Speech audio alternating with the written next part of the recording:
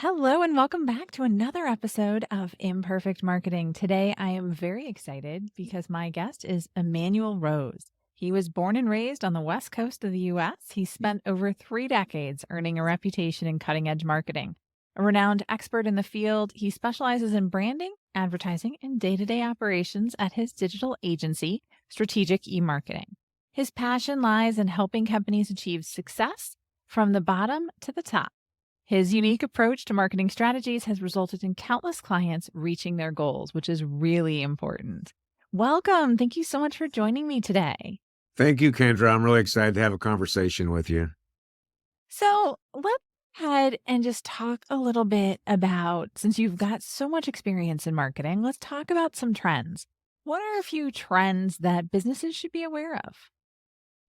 I think the biggest trend that has been going on for a while, but it's still strong, is the social CEO and the leader of an organization, whether it's solopreneur or a small business or an agency.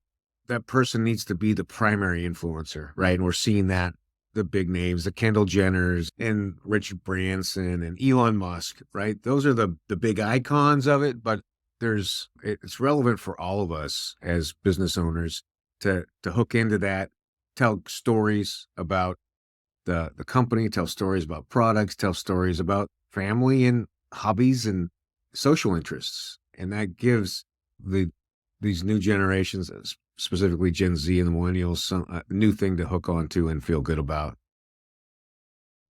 So tell me a little bit more about the social CEO. How does someone go about becoming the next Elon Musk? Well, If what I that's what they want to recommend, if you haven't started yet, right? If or you've been reluctant to do it, is to put it second thing on the calendar on Monday mornings is the 1 minute recap and of either employee of the week, employee of the month, project of the month, iPhone video, and start video first and then work out from video. And so the simple content calendar, if people connect with me, I can send them the simple content calendar, or you could Google up a social CEO content calendar and it will give you the topics to talk about. But it's very simply, what fundraisers did you go to that week? Is there a new product release? Did you do something that was unusual, playing a golf tournament, something, or product announcements or rehab announcements on old products, but that you just take and build out 90 seconds of video first thing on Monday, email that sucker in whatever form it comes out into your marketing department or into the next part of your marketing, and then get that churn started. You just got to get started with it if you're not doing it yet. I love that idea. I've started couponing, which is a little bit funny. But anyway, I spend a lot of time on TikTok now watching these couponers. It's Right. very interesting, though. The ones that I see their face for, it doesn't have to be every video, but for some, like in some part of the video, maybe introducing what they're going to be talking about, I feel like I have a better connection with them. So Yeah. being on screen, I know a lot of us don't like it, but it's really key to people creating that connection. Don't you think? I agree 100%. And if you think of yourself as just like what you're just saying, right? Like you feel connected to those people. I feel connected to Anthony Iannarino, one of the business sales authors that I follow. And I've never met the man, but I feel like he's one of my friends. So we have that same ability on the other side of the camera to create that connection with people. And especially if it's an authentic way, literally like you're talking to your best friend, just the same way you would write a radio ad or a TV script, which is one person talking to another person. And if you keep it in that frame of reference, then it's very authentic and it's very real. And then you can let the rest of the process in terms of polishing it and editing whatever's goofy about it, that can get taken care of later. But that initial conversation is really important. And so, what do you tell people that struggle with, I'll call it the goofiness? My Yeah. hair's not behaving right this second. And uh, people don't really care. No, what really the end user of products and services today want authentic. We want real. The polished corporate experience is for a very small sliver of the population. The rest of us want to know that we're talking to another human being and feel that. So if the dog barks in the middle of the UPS man or whatever those things are that happen, as long as it doesn't get in the way of the message, then leave it in there and just be a person. Some of those TikTok influencers are like shooting it in their car while they're driving. Is there any less polished production than that? Yeah, So, no, they're all in their car. I'm like, yeah. seriously? I hope you're parked and not driving. But yeah, some of them are driving, and it's like, you should be doing that. So that's So, one end of the polish. The other end is the going in the studio and having actors and all that. We just want to be in the middle, in your office, in your home office, talking to your iPhone, and that's 100% viable. and if someone doesn't know where to get started, I usually tell people to start with questions. Answer a Uh-huh. question for somebody, rephrase the question, whatever it happens to be, a question that you've been asked or a question that you would like to be asked, something along those I lines. love it. How do you encourage people to get started with picking what content that they should be talking about? You Well, I mentioned love that. your guide, right? Yeah, I love that idea just of the questions. A lot of times I'll just direct people to FAQs on their website, right? Like just answer that FAQ again in a more recent time of, something that somebody asked you, or the most common question you get about your product or service. And there's usually 50 topics inside that one question, but just answer one and just get it going. And that's always the hardest, like going to the gym, right? The hardest thing is just to go once and get moving. Getting started is like 90% of the battle, right? Indeed. Yeah. So things are changing rapidly as we go here. So, especially in the world of marketing, because we are inundated with so much content, I think, and so many ways to build and create content. What are you seeing on the horizon? Wow. It continues to get so stratified. And I think that's one of the challenges that is to pick the directionality of it. There's still that weird push right now with TikTok of banning it. Like Montana just banned TikTok consumption in the state. So there's still that. I don't know if that's played out yet. When you read the terms of service, I personally think that they need to make some adjustments there because it's a pretty crazy terms of service in terms of how many devices they can follow once you sign up for TikTok. That's a whole nother topic.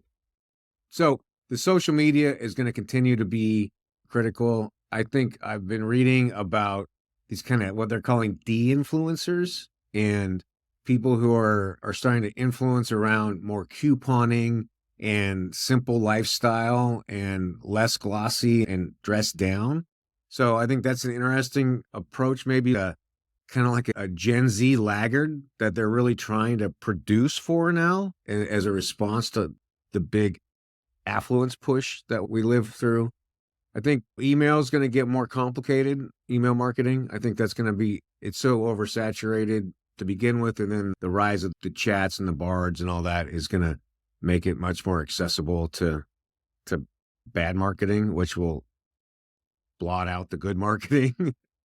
So I think that's Yes. interesting. And I think content in general, getting your content to your end user is more challenging. I think we're going to see some progress back to some old style dimensional content where I build a chocolate cake and ship it to a prospect so that they have an experience and I know it's going to get to them because FedEx will deliver it. Right. So I think the dimensional and direct mail is an area of growth just because digital is saturated. So, email marketing and direct mail are my two favorite channels when it comes to marketing. They Yeah. are the most effective. They're the Yep. most effective and efficient. And people laugh at me about direct mail, but it is still, if I'm doing a fundraiser for a nonprofit, or if I'm having an event for a fundraising event, or if I want donations to a nonprofit, if I mail it out in a physical envelope, I get money back. Yeah. Some of it's Yeah. online, some of it's back in the envelope with a stamp and everything, but I get a response. I don't get that necessarily for all of my clients on social media. It's gone down. The interactions online have just been decreasing because, again, I think there's just so much out there.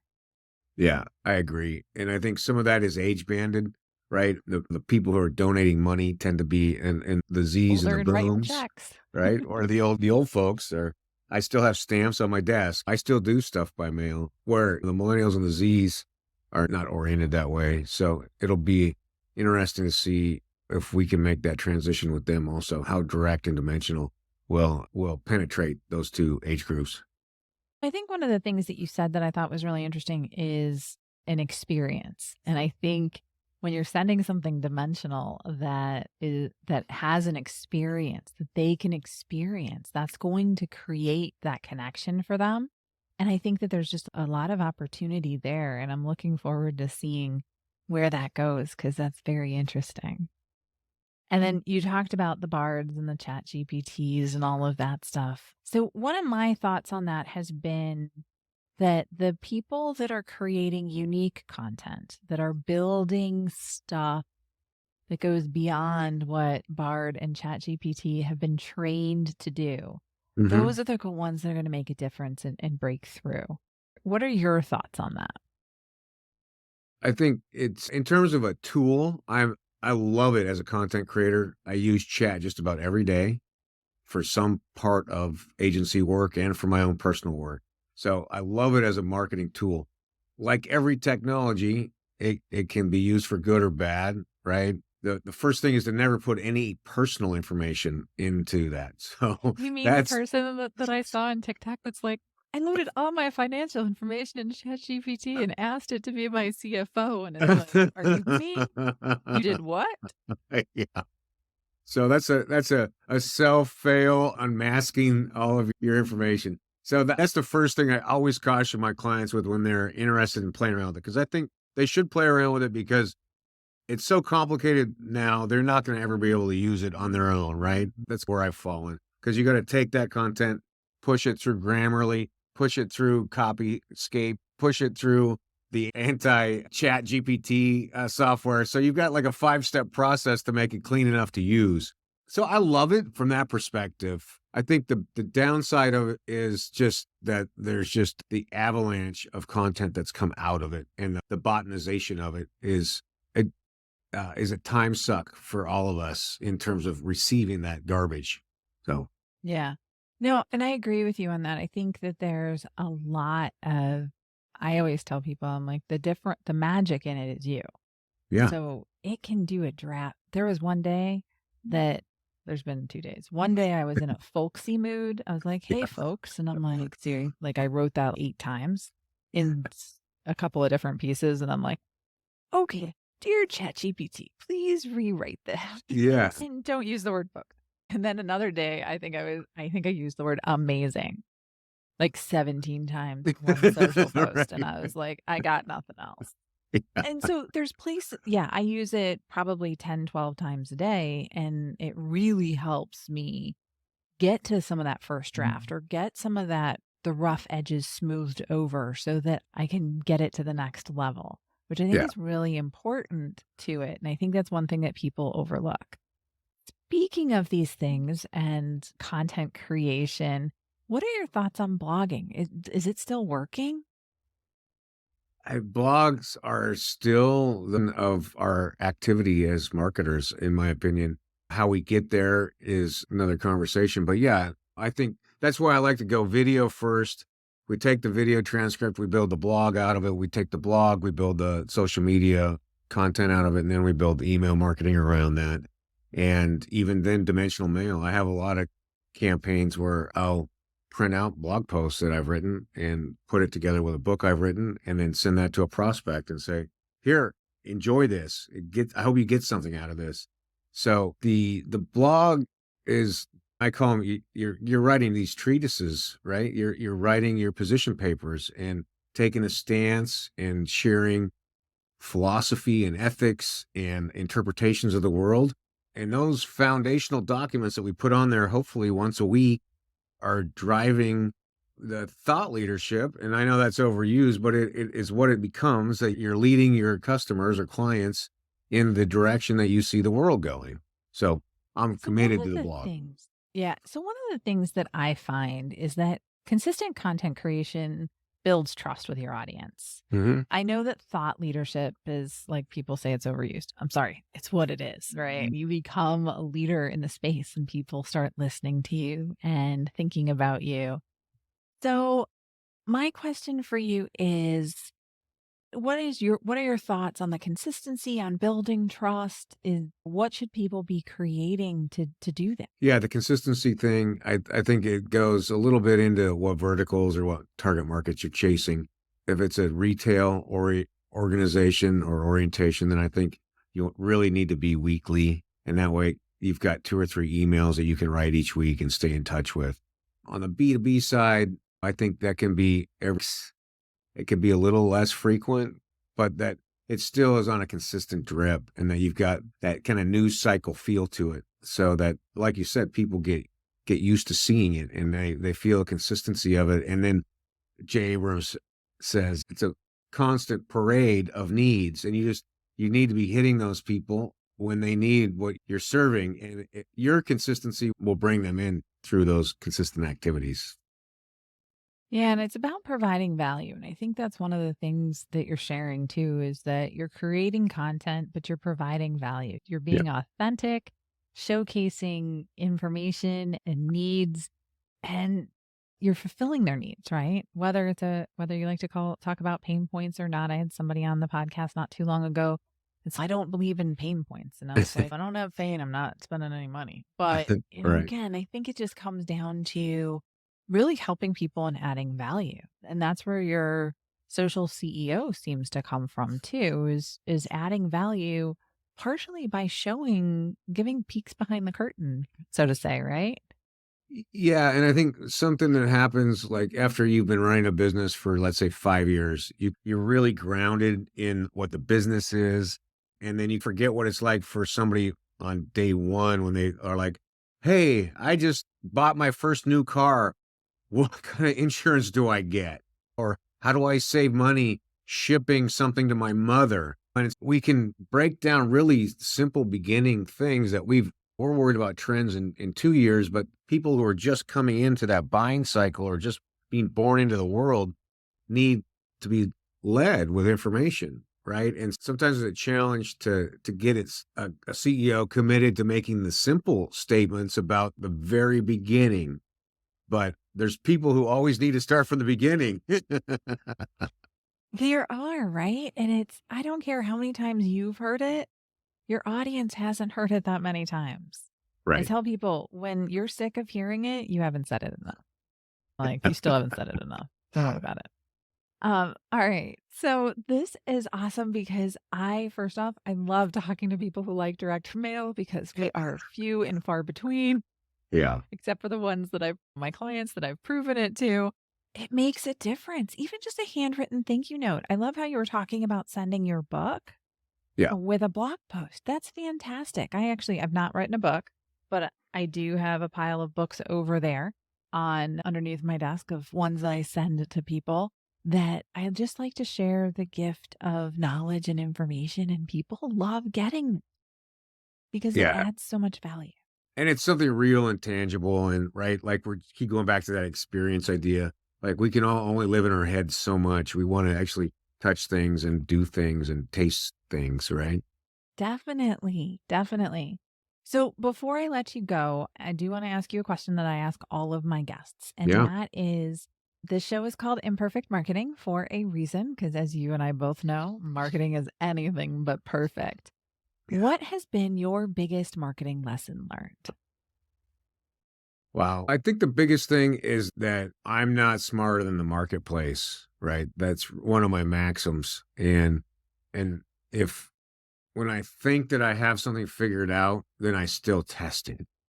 And test it as multiple and cheaply as possible so that I'm not pot committed on a big campaign with imperfect marketing because it's very expensive and very depressing. That is fantastic. I think marketing is part art, part science. It's only part science. So Yeah. testing is key because you just don't know how things are going to fall into the marketplace. Yeah. We're always People's making our best moods guesses. shift and moods shift, tone Yep. shifts. Yeah. I always talk about I got a letter from in 20 March, April of 2020, I got a letter from my landlord. And it's the letter I get every year that says, "Hey, per your office lease, this is what you owe for your operation costs Yeah. or whatever it is." And it's crazy, but it's so true that they were like tone deaf in terms of it was the exact same form letter Oh, yeah. from all of the 3, 4 years before that. They didn't even tweak it to say, "I hope this finds you doing well, or you're Right. safe and healthy," or I mean, that April was a month and or a couple weeks into COVID. We were supposed to be done with the shutdown back then. It just you just don't know, and I think testing and listening and being reactive to those experiments is going to is can make or break you, but to be honest.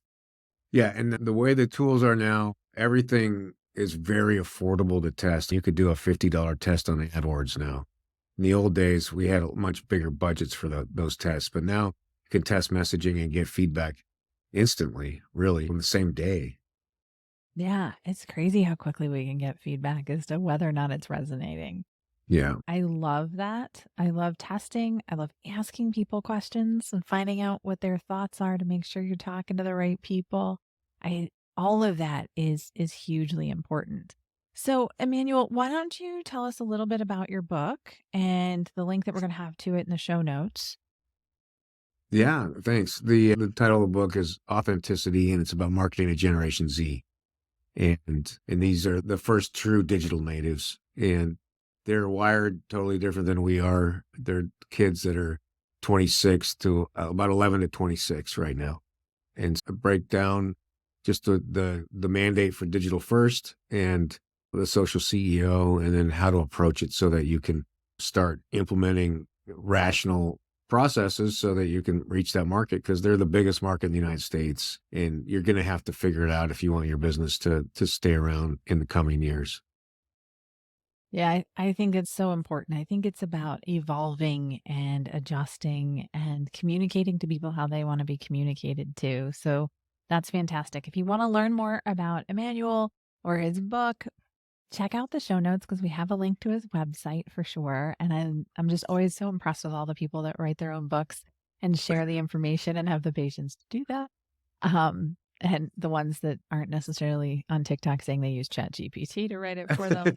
Um, and I think that those insights are super important that we take the time to learn new things and adjust as we go.